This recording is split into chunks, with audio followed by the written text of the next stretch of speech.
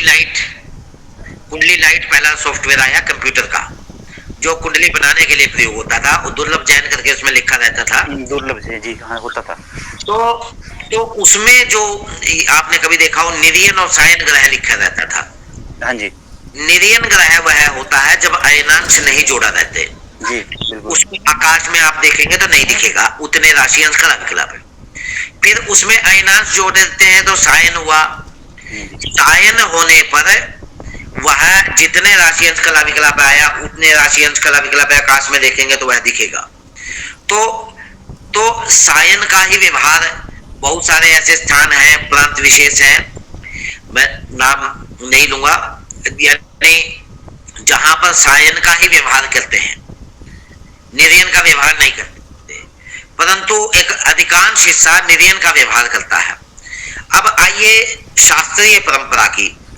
मैं कट्टर सूर्य सिद्धांतवादी व्यक्ति हूं जी, और सूर्य सिद्धांत का ही अध्येता हूं, और उसी के सिद्धांतों से चीजों को प्रयोग करने पर बल देता हूं, और इसी के सिद्धांतों को प्रमोट करने की बात कहता भी हूं, और प्रयोग भी हम करते हैं उसको।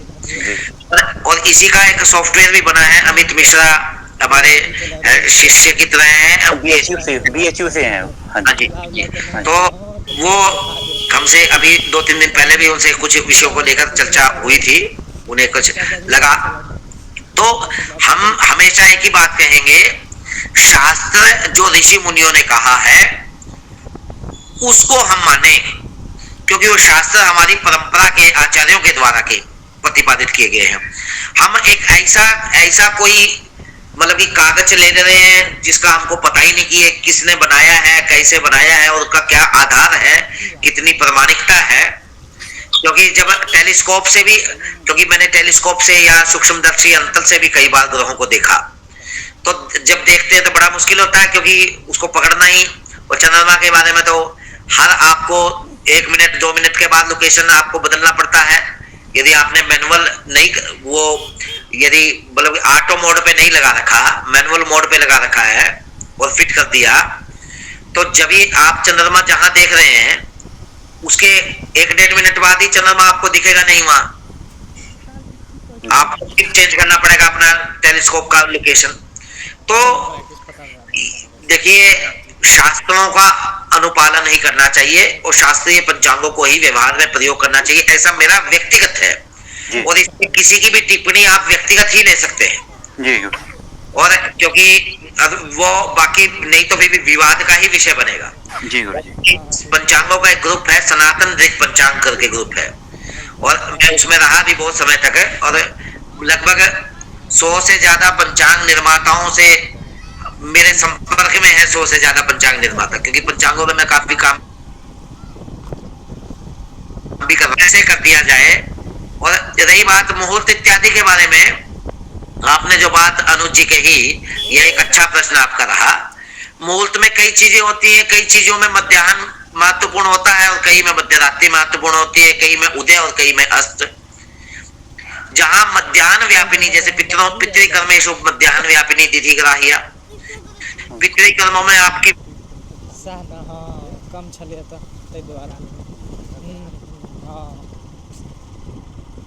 दो अलग अलग स्थानों पे मान लीजिए 2 मिनट का अंतर है, तो एक के जगह एक के स्थान पे मध्याह्न है, दूसरे पे मध्याह्न नहीं है, दूसरे के पहले है, तो एक पहले दिन करेगा, एक बाद में करेगा। ये भी एक कारण होता है, यही कारण होता है, ऐसा मैं नहीं कह रहा,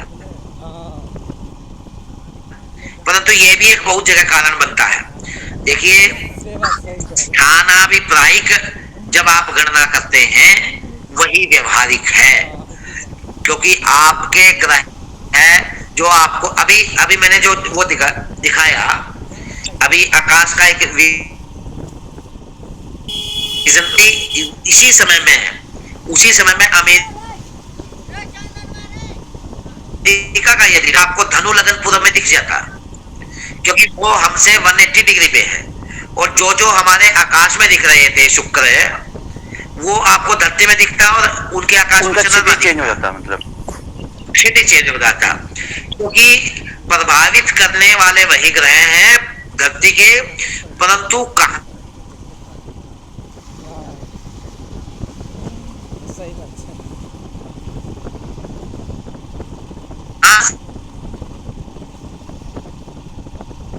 कश्तियां बदलने की जरूरत नहीं, दिशा बदलो किनारे बदल जाएंगे। और ज्योतिषी के पास आता भी व्यक्ति इसीलिए है कि वो किनारा बदल जी। जाए। धन्यवाद जी। अगले जो आगे का प्रश्न है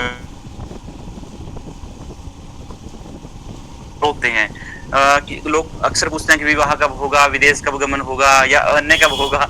जो विडंबना रहती है कि अब किससे हम इसको लें, मतलब कई पैरामीटर्स रहते हैं, जैसे कि गोचर भी है, अष्टक वर्ग भी है, ठीक है, और दशाएं भी हैं, मतलब हमें किस उससे माने इसको, क्योंकि कई जो अन्य पद्धतियां हैं जैसे नाड़ी ज्योतिष वाले वो तो कुछ और ही अपनी चलती है उनकी एक लाइन, लेकिन हम जो पारंपरिक जो हमारी ज्योतिष है उसमें क्या माने, कहाँ से हम लेकर के चलें? एक मैं उदाहरण देता हूँ, इससे आपको कुछ विजिबिलिटी मिलेगी। जी हालांकि यही आखिरी ऐसा मैं नहीं कह रहा। एक हमारे मित्र थे डॉक्टर गोपाल वर्मा, क्या सुन रहे हैं आप?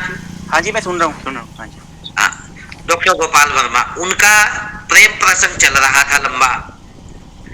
तो उन्होंने मुझे कहा कि डॉक्टर साहब एंगेजमेंट हो गई। हाँ जी। तो एंगेजमेंट हो गई तो वो सब जगह बता रहे थे। दोनों की कुंडली मैंने देख ली।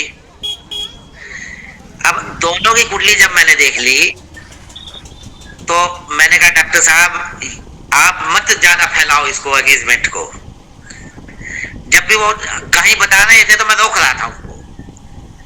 तो वो फिर बोले कि क्या बात है। मैंने कहा चलो साइड में ले गया। मैंने कहा डॉक्टर साहब इस समय में यदि विवाह हो गया तो हो गया, नहीं विवाह नहीं होगा, विवाह का मुहूर्त इस समय में है और वो कुछ ही दिनों बाद था।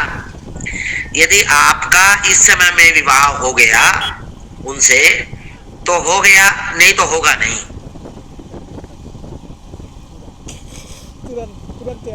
या ये बात मैंने हल्की सी दबा ली, आप समझिए, मित्र की वजह से। अब उनका उस समय में विवाह हुआ नहीं और प्रेम इतना हाई लेवल का था कि उन्होंने एक नई कार खरीद के उसको दे रखी थी। वो लड़की कार में घूमती थी, जाती थी और वो बेचारे बाइक से जाते आते थे। वो हिमाचल में रहते थे, लड़के जम्मू में। तो उनकी लगभग 1 साल सवा साल हुआ एंगेजमेंट को। पहले तो सरकाती रही आगे, फिर बोले कि ये तो पुराने विचारों का है, उसको छोड़ दिया। अब शादी नहीं की, उसका दिया हुआ सब सामान भी दे गई पुराना, और सब ये मोबाइल दिया था, ये दिया था, वो दिया था, सब दे गई। अब देखिए मैंने वहां क्या देखा, ये मैं आपको कहना चाहता हूँ, एक अनुभव है मेरा। हालांकि मैंने कहा कोई भी अनुभव निष्कर्ष अंतिम नहीं हो सकता।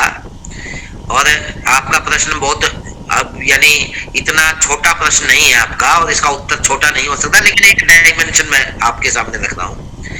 जब विवाह होता है तो एक का विवाह नहीं होता, विवाह होता दो का, लड़का और लड़की दोनों का। तो दोनों का जब मैच करता है योग तब होगा, और दोनों का यदि मैच नहीं करता तो होगा नहीं दोनों का। अरे संतान में भी ऐसा ही है, अन्य योगों में भी ऐसा ही है। जैसे मैं देख रहा था, मेरा एक अरिष्ट योग का कुछ समय था। अब अरिष्ट योग का था तो मैं कुछ चिंतित हुआ, लेकिन चिंतित हुआ तो फिर मैं देखने लगा कि ये अरिष्ट है किस तरह का, क्योंकि मुझे लगा था कि कहीं संतान का अरिष्ट का मुझे संभावना थी। लेकिन देखिए अरिष्ट जब एक व्यक्ति मरता है तो किसी का पुत्र मरता है, किसी माँ का बेटा मरता है, किसी पिता का पुत्र मरता है, या किसी पत्नी का पति मरता है, किसी बच्चों का पिता मरता है, किसी बहन का भाई या भाई का भाई। तो तमाम तरीके के रिलेशन का एक व्यक्ति मरता है, तो वह उन सब की कुंडली में भी योग होगा। ये एक डायमेंशन मैं कर रहा हूं, मैं इसको बार बार कह रहा हूं, ये अंतिम नहीं है। तो उन सब की कुंडली में भी वही योग होगा, क्षति का, अरिष्ट का। तो कौन जाएगा, कौन मरेगा, यह उस सभी एंगल से आपको निष्कर्ष निकालने पर पता चल जाएगा जी। इसी तरह हाथ में भी है। ये अनुज जी आपका प्रश्न काफी व्यापक है, इसका संकुचित उत्तर ही मैं दे सकता हूँ। नहीं गुरु जी, मैं समझ गया आपकी बात को। ये ऐसे ही मैं भी ऐसे ही सोचता हूँ थोड़ा बहुत, मतलब ये ठीक है। कुछ मतलब मैं भी इससे संतुष्ट हूँ। बस अंत में यही प्रार्थना है मेरी आपसे, जैसे आपने अभी बात करी थी कि अमित मिश्रा जी जो प्रोफेसर वहाँ पे हैं, और उनकी मैंने एक क्लास लगाई थी, वर्कशॉप थी एक्सेल में, जो उन्होंने पंचांग बनाना सिखाया था। मैं उसके लिए कर भी रहा हूँ पंचांग बनाना इत्यादि, और जो भी कुंडली जो निर्माण होती है शास्त्रीय तरीके से एक्सेल में कैसे उसको हम एक्सपोर्ट कर पाए, वो चीजें मैं देख रहा हूँ। तो मेरी आपसे यही प्रार्थना है कि जैसे आप लोग शास्त्रीय परंपरा से हैं, तो क्या भारतीय कुंडली विज्ञान को लेकर के या ऐसे ही कोई शास्त्रीय ग्रंथ को लेकर के गणित पक्ष में भी कोई हम कार्य आप लोग एक कोई वर्कशॉप ला सकते हैं, जैसे कि कुंडली निर्माण करना, वर्षफल बनाना, इसमें गणित पक्ष हो, ऐसा कुछ जो हम फिर एक्सेल से भी बना पाए बात नहीं। एक्सेल तो बाद में कर देंगे, लेकिन आप लोग बता पाए। यानी दूसरे की दुकान में हमारी दुकान चालू करने की हम बात कहें तो ये उचित नहीं लगता अनुज जी। हाँ जी, आप समझिए। इसका तो मैं देता हूँ आचार्य जी नहीं देंगे। हम इस दिशा में प्रयास करेंगे कि मार्च में अगर संभव हुआ तो ऑनलाइन माध्यम से ही आचार्य जी के सहयोग से इस तरह की एक कोई कार्यशाला रखें। ठीक है, हम इसके लिए प्रयास कर लेंगे। तो चाहे वो आचार्य जी के संविधान में हो या हमारे महाविद्यालय के सानिध्य में हो, जिसमें भी हम प्रयास करेंगे इसके लिए। हाँ नहीं, आप दोनों एक दूसरे से संबंध है, इसलिए मैंने प्रश्न किया था। आचार्य जी हरिओम। हाँ जी, आचार्य जी एक प्रश्न मेरा भी था।